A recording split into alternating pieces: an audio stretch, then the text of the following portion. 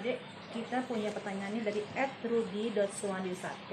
Oke. Katanya dia tuh udah menjalankan protokol kesehatan, tapi dia tuh masih tetap selalu sakit. Kira-kira tuh ada apa yang salah dan otak salahnya di mana kira-kira? Oke, baik. Jadi sekali lagi teman-teman sekalian, kita harus memahami dulu ya, sekali lagi ya. Kalau kita bicara namanya protokol itu artinya lebih kepada kayak semacam kalau di kegiatan usaha itu ada namanya SOP gitu ya. Atau ibaratnya mungkin kita rules and regulation, atau mungkin tips atau panduan mungkin ya, apapun lah ya kita definisikan si protokol itu ya. Yang tujuannya adalah untuk apa? Kalau kita ngomongnya protokolnya sehat, ya berarti tujuannya adalah untuk sehat. Nah sekarang saya tanya sama Desi, kalau nggak ada hubungannya sama penyakit infeksi, nggak ada hubungannya sama apapun juga, saya tanya, Des, kalau orang biasanya bisa atau mau sehat, katanya disuruh ngapain, Des? Yuk kita sebut, disuruh ngapain, Des? Kalau orang sehat? Biasanya sih Disuruh apa biasanya? kalau dari dokter ya. Enggak, saya jangan ngomongin dari dokter. Ini kita ngomongin ini family 100 nih kita. Kita tanya, orang mau sehat, dia mesti ngapain? Ayo coba, satu. Olahraga. Oke. Lalu apa lagi, Des? Makan yang sehat, Oke, diet ya, atur makanan, nutrisi ya. istirahat, Oke, istirahat, boleh. Apalagi, Des? Kalau pikiran gimana pikiran? jangan stres. Jangan stres ya, pikirannya harus yang kuat ya, atau yang positif ya. Dan seterusnya aja lah ya. Ya, kalau makanan nanti ini apa. Nah, sekarang kita lihat. Nah, ini adalah yang disebut dengan namanya berbagai protokol yang kita lakukan untuk membuat kita menjadi sehat. Kata Desi dan juga kata semua yang mengikuti survei family 100 tadi. Ya, betul ya Desi ya? Iya. Benar ya? Nah, tapi sekarang saya tanya sama tadi siapa yang nanya? Rudy ya? Siapa tadi? Rudy. Oke, Rudy. Oke, jadi Rudy tadi kalau kita tanya, Rudy bilang katanya dia sudah melakukan protokol sehat katanya ya.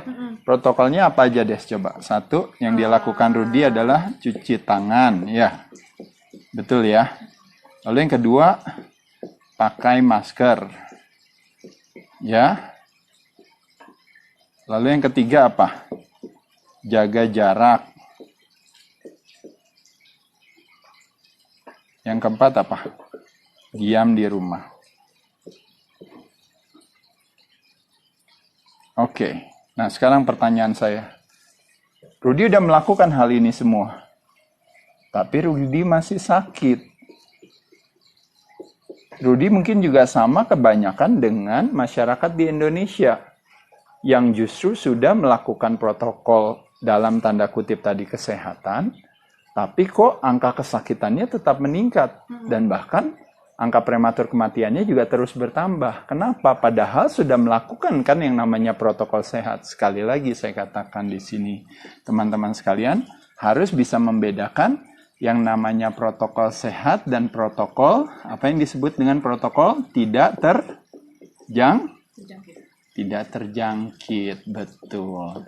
Nah, jadi teman-teman yang harus kita lakukan di sini adalah yang disebut dengan namanya protokol tidak terjangkit. Satu kita lakukan yang dikenal dengan namanya protokol sehat sekarang. Tapi protokol sehat yang sesungguhnya, Des, yang dikenal dengan yang namanya protokol sehat dari dalam. Kalau protokol tidak terjangkit dari luar. Nah, jadi Rudy kalau bisa jangan lupa melakukan aktivitas yang sesungguhnya yang tadi kita kembalikan lagi kepada yang selama ini kita jalankan, yaitu adalah apa? Rudy udah olahraga belum? Belum, berarti Rudy harus melakukan aktivitas olahraga. Olahraganya bisa apa?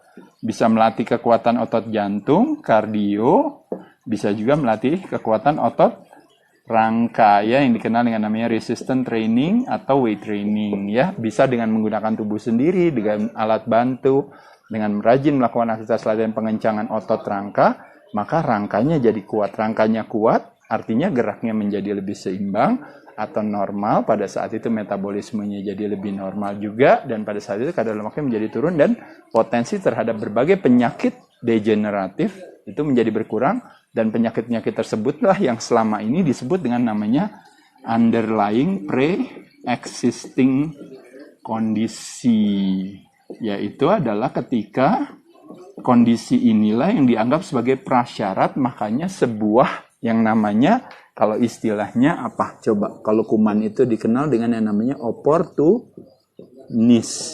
Kenapa disebut oportunis? Karena dia mengambil kesempatan dari tuan rumah yang nyaman baginya. Nah, tuan rumahnya siapa? Badan kita. Makanya kenapa ada istilah yang orang bilang, virus tidak bisa menyakiti kita, tapi hanya bisa menyakiti kalau badan kita menciptakan yang disebut dengan namanya overreaksi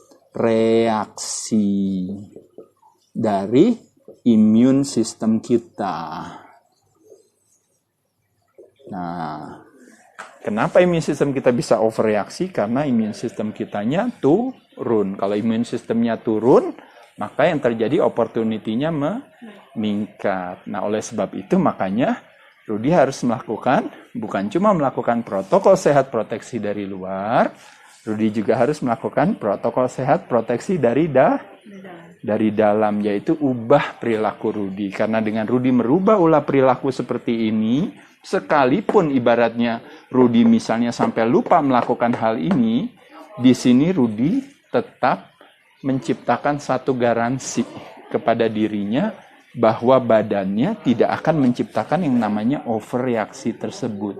Karena badannya punya kemampuan. Nah, kesalahpahamannya kita hari ini adalah, yaitu pendekatan penyembuhannya kita kadang-kadang hanya sibuk mengajak orang untuk tidak terjangkit, tapi lupa untuk mengkampanyekan kepada kita semua pentingnya punya kekuatan imunitas yang baik dengan merubah ulah perilaku kita. Nah, hikmah daripada musim penyakit infeksi ini sebenarnya adalah apa? Mengingatkan kita kembali bahwa sehat tidak menarik selagi masih kita miliki, baru menjadi begitu menarik pada saat dia pergi dari kita.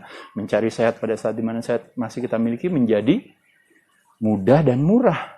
Tapi begitu dia pergi dari kita menjadi mahal dan susah. Nah, mumpung masih punya sehat, ya teman-teman sekalian, mumpung masih punya sehat, ya, kenapa nggak kita jaga dengan cara melakukan berbagai aktivitas ini? Dan inilah aktivitas yang harus kita kampanyekan mulai sekarang untuk menurunkan tingkat apa? Kesakitan, menurunkan tingkat apa? Tingkat prematur kematian, untuk mengendalikan yang namanya apa? Terjadinya kelebihan yang namanya kurva yang tinggi, yang disebabkan karena kelebihan orang-orang yang terlalu sakit sehingga yang namanya tenaga medis jadi kekurangan.